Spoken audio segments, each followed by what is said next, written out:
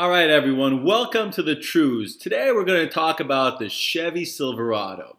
Chevy Silverado is a truck, and in the US, trucks are the staple of the red-blooded, white-skinned, blue-collared American man. They're synonymous with the hard-working, gritty type.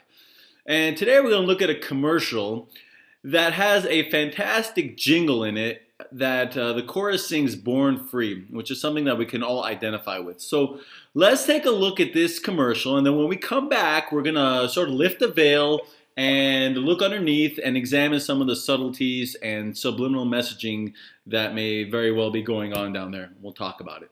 And when it's done, believe the eye will yell it from that mountain high.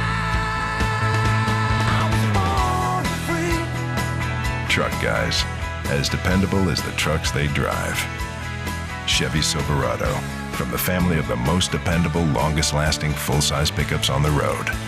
Born free. All right, great commercial, right? I tell you, I love it. You know, when you hear "Born Free," it invokes this feeling fervent and passionate deep inside, because obviously that's something that everyone can relate with. So we're all kind of gravitating toward that, you know. And these are things that, you know, we all resonate with at a really deep level. So, you know, that's an easy sell and we get it. And, you know, because it provokes interest in the product and it's also patriotic, it's doubly positive, and I'm sure the executives love it and all that kind of good stuff. And I think taken in a vacuum, this commercial, if it was like standalone, would be a great thing. I think it's a great commercial because it's talking about unification, right? It's really unifying people. The unfortunate thing is that Americans, for the most part, like, you know, they think person, family, group, and then like the biggest they can think is like, wow, like be part of this country, be part of patriotism. But they're leaving out the human race, which is kind of what, you know, we're gonna focus on the disparity between those two boundaries, between country and all of your other brothers and sisters in the rest of the world. And then I think that's what this. That's type of the divisiveness that this commercial is sort of accentuating that we want to focus on. So the reason why I have a problem with it specifically is the hot topic right now is immigration, right? And there's a lot of talk about keeping our country free, keeping the illegals out. You know, once they get in here, they freeload, they get on welfare, they use our health care. Well, they don't really know what that means, but they use our welfare. They don't pay for anything. They steal our money. They steal our jobs. So and that all that kind of right wing rhetoric is all predicated upon this this freedom ideology. In fact, it's kind of like manifest destiny, right? If you know what manifest destiny is, that's kind of like that all this land that we live on now was meant to belong to us. So you could kind of look at this as like manifest destiny version 2.0, okay? It's not just that now that we've conquered this land, you know, we got to hold on to it. It's our land, you know?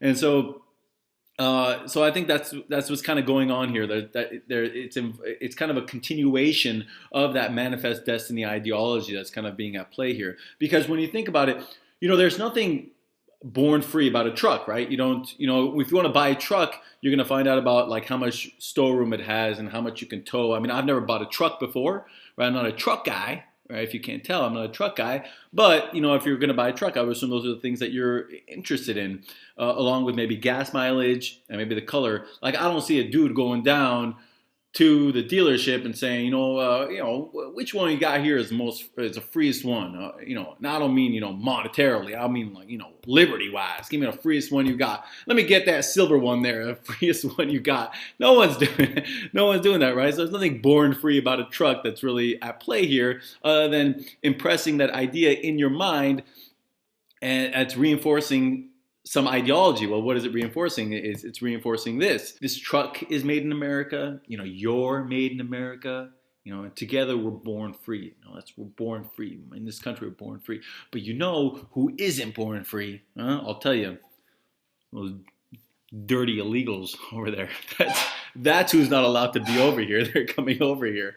That's kind of the message that's really being said without saying it. You know, they're saying it without articulating it in words, but they're definitely communicating that point, in my opinion. Ultimately, what the rest of the message is that as long as you buy American, you buy an American truck and buy something that's made in America, you're maintaining the ownership of this country and of this land in its rightful place, with its rightful authority. That's really what's being said here. So in closing, Born Free, the song and the message that it's subliminally communicating here, is essentially just reinforcing the us versus them ideology. Okay, it's not unifying us on a global scale. It's reinforcing a very divisive narrative, and that narrative is actually very commonplace among the target audience that it's reaching out to. So they're doing their job, and we have to do ours. So that's the message. Let me hear your comments and subscribe to the Trews.